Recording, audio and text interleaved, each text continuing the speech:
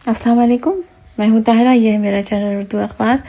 आज मैंने माश की दाल बनाई है सफ़ेद वाली, उस पर बहुत खूबसूरत सा रंग बिरंगा सा क्यूट सा तड़का लगाया है, बहुत मज़े की बनी होगी और मुझे यकीन है और हमेशा बहुत अच्छी बनती है। और थोड़े से मैंने चावल बनाए हैं कीमे और मटर के साथ, और मैंने नौशीन को कहा है कि आज आ जाए मेरे साथ खाना खाएं, और वो आएंगी तो बस मैं उनका इंतज़ार कर रही हूँ, पहुँचने ही वाली हैं वो किसी वक्त।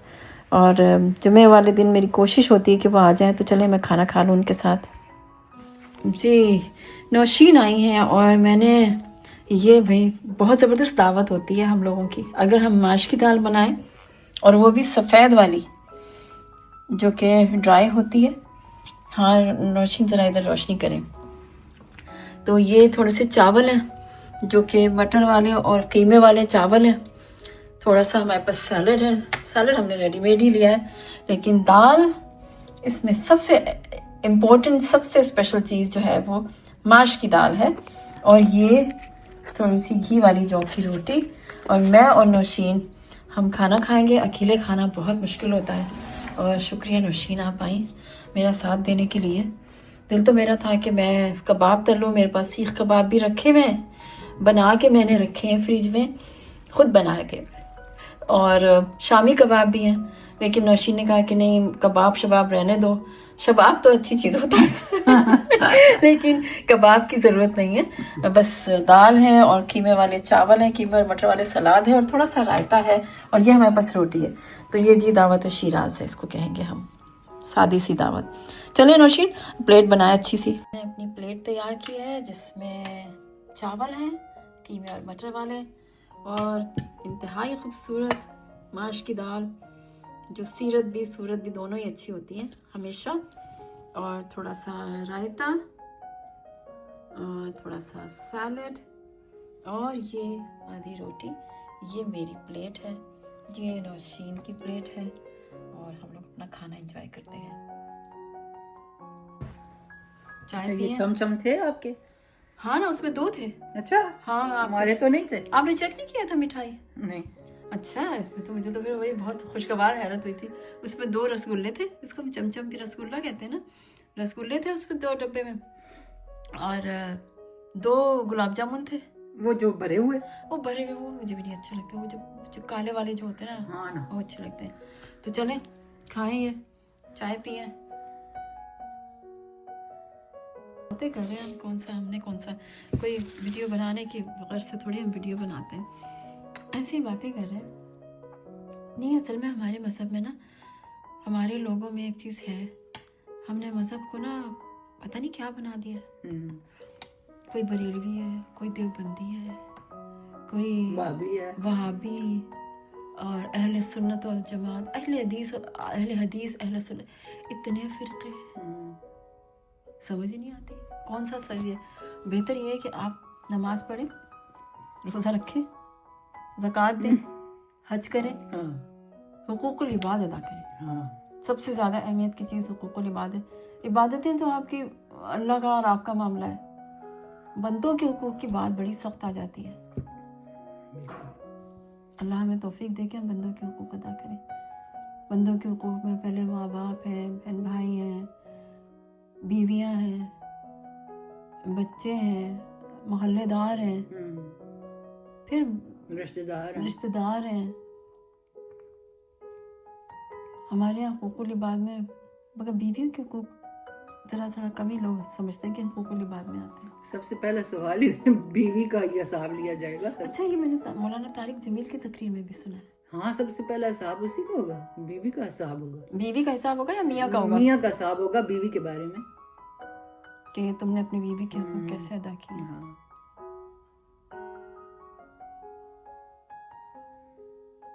हमारे यहाँ तो हल्का समझते हैं बीवी को, बहुत हल्का समझते हैं, बहुत हल्का। पहली धमकी उसको ये होती है कि 3 लफ्ज़ कह दूंगा ना, कितनी इनसिक्योर है। हुज़ूर पाक ने आखिरी खुतबे में भी तो कहा था ना कि हाँ, अल्फाज एग्जैक्टली क्या थे कि औरतों के मामले में नरमी इख्तियार करो, और आप अपनी अज़वाज के साथ कितने अच्छे थे।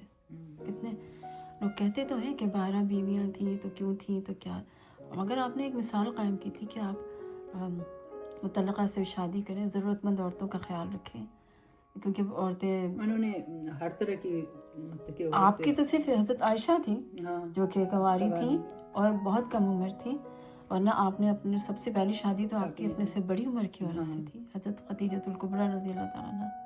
کتنے 15 سال بڑی 15 سال کے۔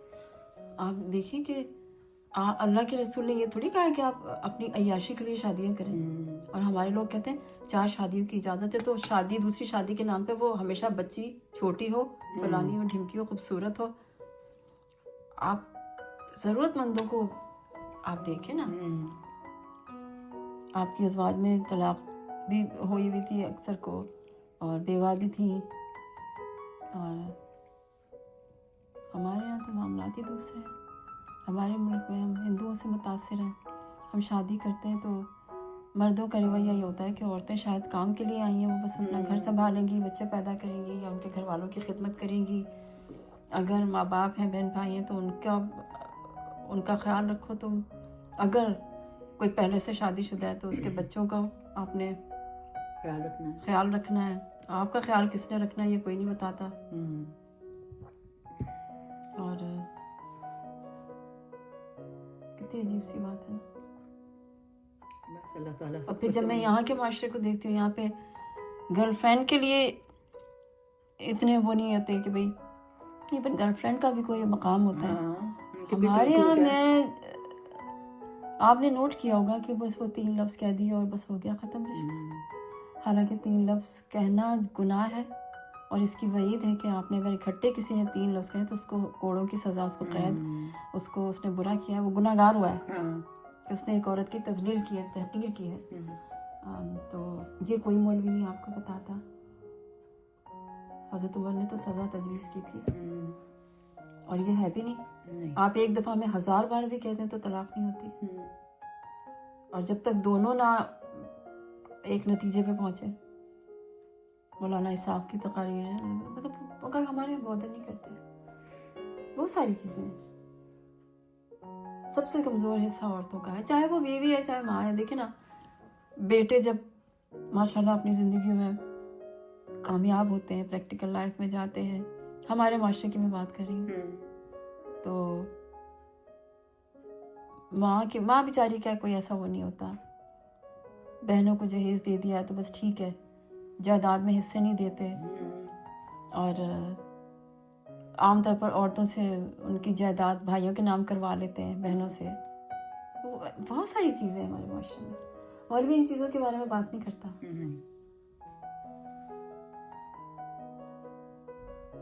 حشر کے میدان میں پتہ چلے گا نوشین، یہی بات ہے۔ کہنا آسان ہے کہ بھئی آپ کسی کو معاف کر دیں، آپ معاف کر بھی دیں، جو تکلیف آپ اٹھا رہے ہیں نا، جو دکھ آپ نے اٹھا لیا ہے وہ آپ کو تنگ کر رہا ہے، تو وہ تو ہر وقت کی بد دعائی ہو جاتی ہے، آپ منہ سے کہیں نہ کہیں۔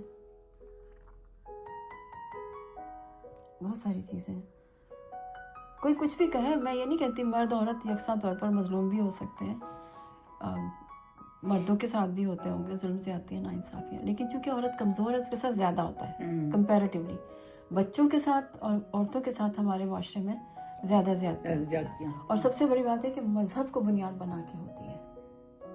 اگر کسی عورت سے کسی کا رشتہ ختم ہو گیا، کوئی منگنی توڑ دیں آپ لڑ سے، تو تہمت لگا دیں گے کہ جی لڑکی کی زندگی خراب ہو جاتی ہے۔ ہاں، لڑکی نے اگر انکار کر دیا تو اس کی جرت کیسی، اس پہ الزام لگا دو، چھوڑنا ہے تو بس 3 لفظ کہہ دو، جو رشتہ آپ نے گواہوں کے ساتھ کیا تھا وہ آپ اکیلے میں بیٹھ کے ختم کر دو، کیونکہ حالانکہ یہ کسی کوئی سینس بنتی نہیں ہے، لاجک ہی نہیں بنتی، لیکن کس سے کہیں؟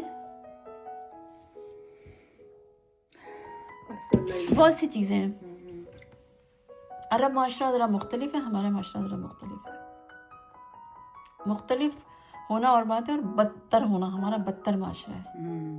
ابھی دیکھیں نا عمران خان کے ساتھ کہ جب اپنی یہ معاشرہ وہ ہے کہ جب مخالفین کی بات آئے تو تہمتیں لگانا ہمارا شیوا ہے، چاہے وہ گھریلو سطح پر ہو، کسی سے انکار ہو گیا شادی یا منگنی سے تو اس پہ تہمت لگا دو، اور چاہے وہ مخالف ہو تو اس پہ انہوں نے عدت کا کیس کر دیا. کتنا گھٹیا کیس تھا کہ آپ ایک عورت کے ایام اس کے پیریڈز کو ڈسکس کر رہے ہو، اور جبکہ اس کے بارے میں واضح حدیث ہے تو آپ اس کو فالو نہیں کر رہے، آپ شریعت کو فالو نہیں کر رہے. یہاں پہ آپ کا امام ملا بھی مر جاتا ہے، کوئی بولتا ہی نہیں، کوئی بولتا ہے. ارے سارے بناسپتی بے شرم لوگ ہیں، کوئی بھی نہیں بولا. بڑے بڑے مفتیوں کے نام آتے ہیں، ہم بھی بڑا جن کو آئیڈیلائز کرتے تھے. ایک صاحب ہیں مفتی ہیں، وہ بہت بڑا نام ہے ان کا، نام نہیں لوں گی میں ان کا، لیکن اب تو سب نے جیسے سب کے چہروں سے نقاب اتر گئے. عمران خان نے سب کو نا سامنے لا کے کھڑا کر دیا، سب پتہ چل گیا.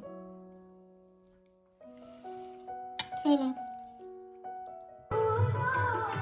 تو اب ہم کھانا وانا کھا کے، چائے پی کے، ڈیزرٹ کھا کے محفل موسیقی دیکھ رہے ہیں. بہت پیارا گانا ہے.